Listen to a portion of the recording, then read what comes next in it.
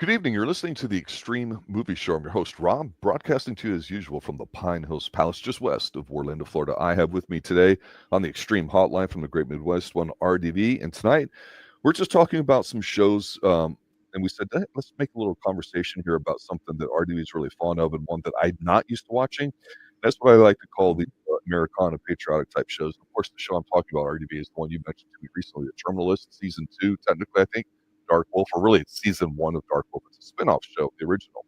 And I'm a couple episodes in. I will say this just for my initial thoughts, and then I'm going to ask you some questions about it, is I really thought episode 1 was a complete miss for me. Then I watched episode 2 and went, wow, what a difference. And when I started 3, I go, okay, I think I get what this show's trying to do.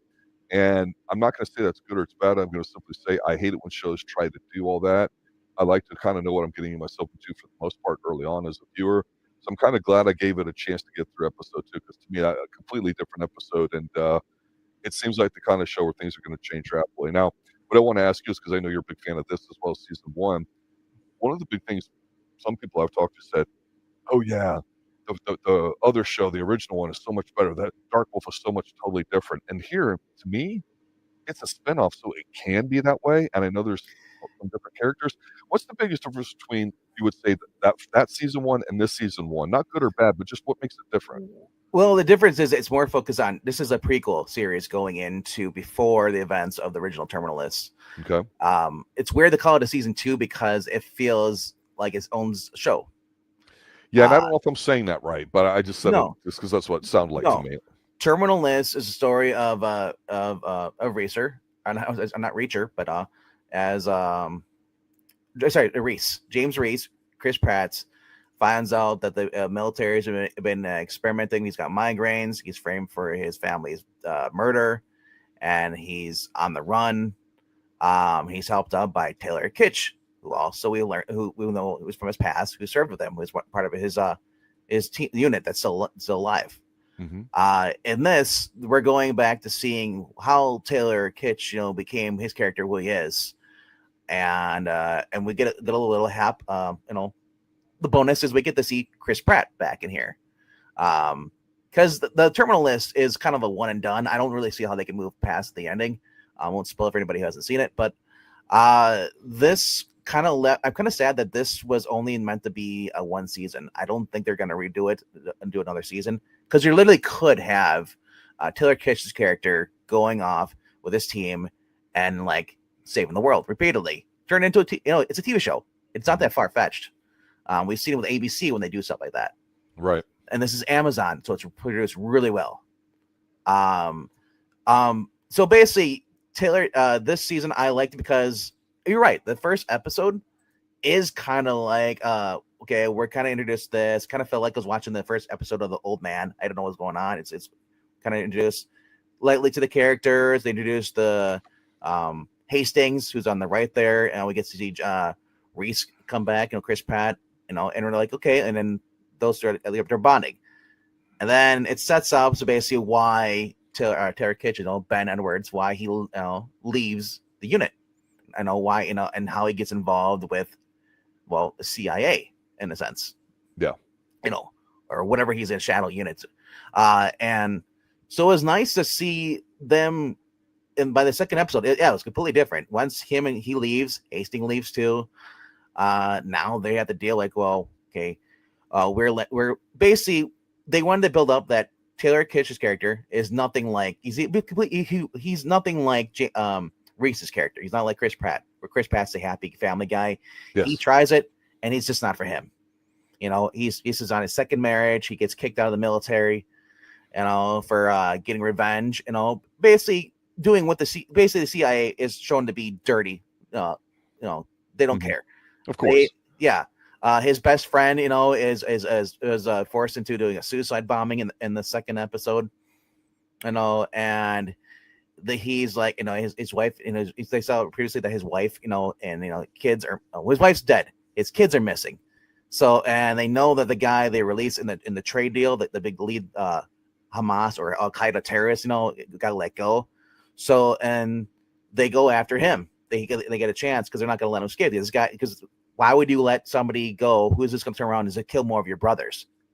They didn't agree, and they didn't like the fact that he was now a protected CIA, asset. So they do something, and it results where Ben executes the guy, Yes. and so they all cover up him. But Ben says no, and my time is done.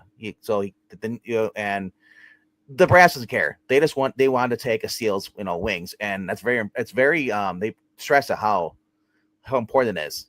The only like very few people become Navy SEALs because how tough it is, and when you take them out of the board, whatever reason, it makes it harder for the rest of the people to do their job. Yeah. So, but I did like this fact that I think it's like the second or third episode. I think it might be the second episode actually. Once he's out, him and Hastings are approached by this guy in Germany. Yes, that's the second episode. Yeah, and he's pretty much like, and this is played Robert Wisdom's character, Jed Haverford. Yes. He kind of like, hey, I heard that you got let go, but you're like you could go do the private sector, whatever you want, but you're never gonna shake what you are. You're like me. You want justice, and now and I can give you that that power. Clear out. We can skip all the red tape, and I'll let you go kill the person, and that's it. And of course, Ben's already kind of like proven that he's willing to like break the rules and kill people. Hastings on the right, he's kind of like, I don't trust this guy. I grew up with his family, dealing with spies before and stuff, and CIA, and we don't like them. There's always a catch. Yeah, and yeah, there's a price for everything, right? Nothing's free. One of the things that really struck me, and I'm gonna go back to the first episode here a little bit and talk about the second one a bit, and let you kind of take the reins for some of the rest. But is that what I think failed for me in this first episode is one. In the first episode, yes, they had the initial gambit where you've got a situation that doesn't go the way it's supposed to, and sets things up. Mm-hmm. Okay, that's fine. I don't have to like it. Yeah. I think it fails a lot in episode 1. It starts to turn the corner in episode 2. Is Taylor Kitsch's character, because it's just he has this look upon his face that reminded me of why I said I wasn't necessarily interested in whiny Jim face, from the office. Right, exactly. Yeah. Jim from the office goes and does his stuff, and he has a hand in it, producing and all that. He's a smart guy. It seems like that was the Jack Ryan thing. Yeah, and it wasn't bad, but it wasn't compelling for me. But it was some spy stuff. But like I told you before, I said, okay, everybody puts on 20 pounds, grows a beard, and tries to act like they're a special CIA agent. It's overdone. And you and I have talked a lot about spy stuff versus gun stuff. In this first episode, even though it's produced, to your point, really well with a ton of drone footage as far as like the cam shots, and when Amazon has stuff in UHD like Bosch or this, looks fantastic. What I liked about the first one, it showed you what they go through. Like on the bridge, they know it's going to be a trap. You don't know who's strapped to bombs, because these people don't care about women and children. They'll strap them, and we saw that in the first episode. I mean, that's fine. And also, but that doesn't make me care about the characters early on. And with him with that face, I was just it was so punchable to me that I was so turned off by it. It took me a couple tries to get through the first episode. I'm not lying to you. And then when we get to the second episode and we get it contrasted with other characters, I go, oh, the show, even though you've got one or two main kind of characters, they're going to get a lot of the characters their own little bit that they can go through. And how they went about their mission, let's say, with this guy Jed, who I thought actually did really well acting. I preferred it because it shows the two guys working together, and I don't have to focus on this guy's whiny ass face. And I understand why it's that way. One's more even compass. Chris Pratt, when I saw him in here, he felt different to me. So he's grown on me a little bit, where it's a bit more sincere. And I don't see him as that doughy kind of goofball on Parks and Recreation or whatever show he's at. So it's like, okay, a little bit more Chris, and you might win me over. So it made me want to get through the second episode because it was intriguing. It wasn't about guns and shootouts. They basically have to go to a club to meet a contact who's going to give them information, and and things happen. And it was done really well. And then the foot chase at the end in the town, really wonderful. I'm like, they should have started off with something like that, where I watched the two guys work together rather than one guy be a whiny ass. Because everything today, even though they're going to show what you go through, the weakest part of this to me has been the bad guys. So it's one thing to sit there and say you've got somebody that's going to have an IED or children bomb slapped to them or whatever like that. They just didn't look believable. Some of the acting in here is just very wooden and not good. At least in my opinion, these first couple of Yeah, so episodes. the first episode really reminded me of the Guy Ritchie movie we watched, where the Jake Gyllenhaal goes back and get translator because it's in over Afghanistan, Iraq, they use translators. That's how and then these people, in exchange for helping them, working with them, they get them visas. And it's out. And that it really reminded me of that first episode where the guy basically who was trying to get his family to America and stuff, Ben Edwards' friend, and then they use him, and then it basically like causes him to just basically snap because it was he wouldn't have done what he did, if these guys would have just left him alone, but instead they wanted to basically send a message to the American stuff. But getting to the CIA stuff, he's got a new team.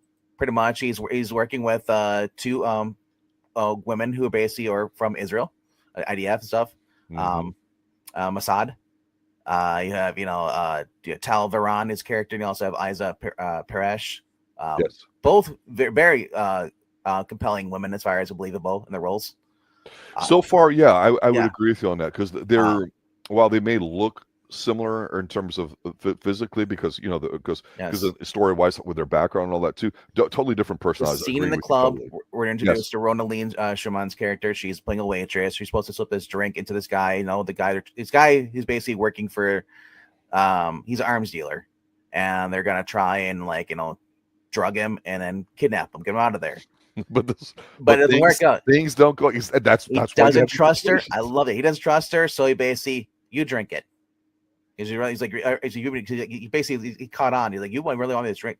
Everyone's here. We're trying to get you to drink this drink. So you drink it. So he drinks it, and then Ben Edwards basically goes over to her, grabs her, and then takes her to the bathroom, and then she uses salt, and whatever compound. She tells him what to do, and is able to save her life. Keep her awake, conscious. And then of course the bad guys get away. Yeah, leads the foot chase, and then Ben's getting ready to go kill him, but instead Ben's doesn't catch up because Hastings is there first, played by Tom Hopper. Really cool guy. I liked Raife in this. He's a big contrast, isn't he? He kind of reminds me of the Luke, Chris Hemsworth movies. Yeah. Extraction. So he's another big Aussie guy. Anyway, they also are working with Dar Salim, a.k.a. Muhammad, who was also one of their translators that was working with them in his units. He shows up. Hastings doesn't trust Hayward for good reason. Hayward is getting his source from some guy he barely knows. He reveals that 30 years ago there was an attack on embassy and it was his fault. And he wanted to get the bad guy. And he said this guy has basically been working with him, and he's a mystery guy. We're later on in some of the episodes we learn that Eliza and Tal do not trust him, so they bugged his phone, trying to figure out where this guy is, the guy who's been talking to Shepard. And things go out of whack. They're supposed to intercept because they think that Iranians are trying to basically get this potassium or plutonium, whatever we call them, and things go wrong, and when they're in they get stuck in a transit thing, and they think they're going to stop this deal because basically the original deal was that they were going to have Muhammad go down there, pose as this guy, the guy they whacked before, that Hastings whacked in Germany, and have him for the deal. And they find out later these guys are following them. They don't know who they are, but these guys are just basically after them. And then they go to basically intercept basically take this tunnel. They're going to take out these guys. And turns out they're actually, Hastings finds out later after interrogating a couple of guys, that guys are German intelligence, and they're trying to basically prevent the deal from going through. Keep it really. I don't know how long you want to go for this. We're going for 15 minutes or so, but I've only a couple episodes in, so I know we're trying to keep it spoiler free for people. We're trying to just go over some topic stuff here. But what I think you're trying to describe here is kind of the way I'm feeling about it now, because I told you I was kind of upset and literally pissed at the first episode, going the way they're doing is trash, and not that it wasn't done, I think, sincerely, But for me, I wasn't compelled to be emotionally invested in what's going on because I don't care about the horrors of Kerplakistan or anything else that could happen out there. I want to anchor myself around somebody or a small team. And we got that in the second episode that made me go, okay, the dynamic was totally different, right? And you mentioned a show earlier that I think did a good job early on sucking you in, and that was The Old Man with Jeff Bridges, especially that first episode or two. Then things unfolded. It seemed like it did that. Here, I think because of the military, there's a certain inherent amount of them talking about it, like the scene where they talk about how I liked how the CIA came in there and said, hey, look, they talked to all the guys individually. All the guys were covering up for their brothers, but they found out what's going here, and they made a deal with the guy, and the guy didn't want to do it. That was compelling, but it still comes down to the people involved. So when you get these two guys on a team and they're meeting their other characters, the CIA guys, and we all know the CIA is going to be guilty, or at least that's my suspicion. I'm not asking. Well, we don't know if he really is. Exactly. But for me, I'm going, holy shit. There's a lot that's going on here that you don't just sit down and go kerplow, watch them kill the bad guys. Yeah. It's very in-depth all that too. So I really had no idea what the Chris Pratt's series. I just hear that they're totally different, but this makes me go, sometimes you might not like a spinoff or you might like it better than the original. Yes. And it can be different, kind of like Halloween 3 is different than the first two. It's a game of cat and mouse. Really, really touch with this because people who you trust turn out the people you cannot trust in this series. There's a little bit of romance, but then there, but it doesn't, you also have brothers people coming in at the end to help people. It literally comes down, like I said, originally I was going to spoil this, but if you want to do a spoiler free, I'm fine with that. I think everybody's ready at this point seeing the show. Go ahead if you want to. So people are. Bennett doesn't know who to trust anymore. Hastings basically ends up he wants to leave after he learns out they were used, they were tricked, that they have or lied to them, and the caravan they attacked was actually German intelligence, and he only learns this after he had basically interrogated this guy in this barn, kept him alive, and then let him bled out, and then so Hastings is done. Edward is basically he gets knocked out by Elise, the girl on the left, and she leaves him there for she shoots him in the back, but she doesn't hit him in anywhere. She shoots him in the cavalier. And so she leaves with the suitcase, which has all of the fake discs, basically like rods or whatever. And the whole thing is they're gonna. So he goes to track her, and he finds her. They come across more of those guys. Some guys attacked them when they were caravan. Basically, the guys showed up. They're I forgot what they called, but the Iranian military or whatever shows up, and they, like I said, it's those two against them, and people die, and it's just so crazy as it gets this, and then you learn especially I want to say breakout character is Tal Varan. She's the IT girl. Yes, she has to go track the source where Shepard is, and it's being piggybacked after this guy's place here. So she goes there, sees the guy leave. She breaks into his apartment. He shows up. These guys are twice her size, and they basically have a fight, and she barely survives. She's bruised. She's got concussion and everything, and then she just. I believe it was believable, even though, like I said, she's 130 pound or whatever, but this guy is overweight and and it's just not that bright. Mm-hmm. But overall, I said it was fun with that. Luke's Hemsworth is in here. He plays Landry. Landry is this piece of shit guy, CI guy from the first episode, and they're both forced to work with him, and. At one point, he tries to go attack Tal and actually tries to molest her, but he gets stopped. Wants to get a little freaky. Yeah. But overall, like I said, it's just so well done when the bad guy gets what comes to them, and then you also have Ben's now a fugitive because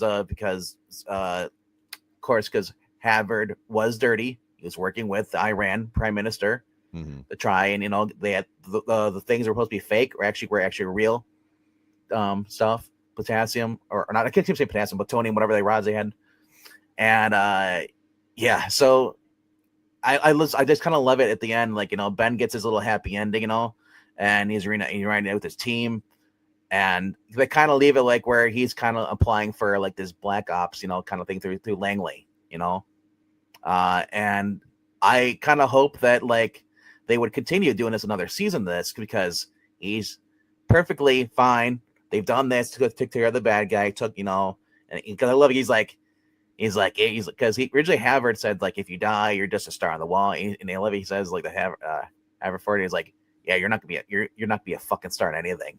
Yeah. It leaves him there like with a cop showing up.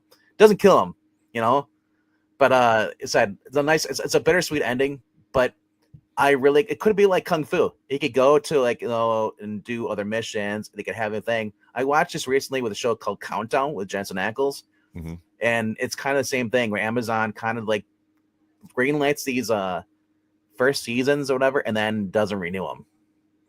So yeah, I could see that with this show, because Amazon can do that, and they don't have to tell people how many people saw it or watched it. Yeah, you know what I mean. Yeah, but overall, I thought it was pretty good. I love Raife. Raife is like my standout character in this. I love this certain things that happen, like as far as like you get to see when Ben's basically living off the grid, he's being hunted. See, he basically trick booby traps, puts like explosives here and there, homemade explosive, claymore stuff, pipe bombs, and just like, and he basically lures people in, and then like I said, it's kind of fun. He's got these little like camel spider holes he makes stuff to take out people, and yeah, it's almost like Commando, but he has limited ammo though. Well, I'm curious, so I'm gonna check out a few more episodes to see if it keeps compelling me to grab it, and maybe we'll do a follow up on it. It's only 7 episodes. That's that's what I like about it. It's not like it moves for being almost 60 minutes. The episodes, they move fast. They really do. They do. I was like, wow, I wasn't expecting that. I watched like 2 or 3 a night, and then I was like, oh, I'm already done. I was like, dang it. So we did have it, ladies and gentlemen. Extreme movie show TV review offline with RDV, the Terminalist Dark Wolf, highly recommended by RDV. I haven't given it a thumbs up or thumbs down yet. It's intriguing at this point here. After a shitty start, it's finishing strong. So I hope it's not mercurial and it's up or down. So check it out. Let us know what you think, guys, and let us know if there's any more TV shows you'd like us to review. For RDV, I want to say thanks for everybody checking us out here, tweeting us out, showing up live and everything else there too. We will talk with you soon. Good night now. Later, guys.